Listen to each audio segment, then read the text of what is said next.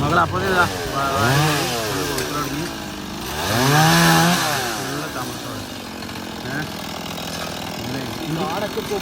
Full തമർത്തിപ്പോ ഇപ്പൊ ശരിയായത് full പൊത്തേന്ന് ഒരു പൊത്തായിരുന്നു, നല്ല പൊത്തേന്ന്. ഈ പൊത്ത് ഉണ്ടായതുകൊണ്ടാണ് ഇതിന്റെ അടിക്ക് ഇത്ര കാതല്. അല്ലെങ്കിൽ പൊത്തുള്ള സാധനത്തിന് ഇതാ ഉൾക്കാതൽ പോകാതെ അതാണ് കണ്ട.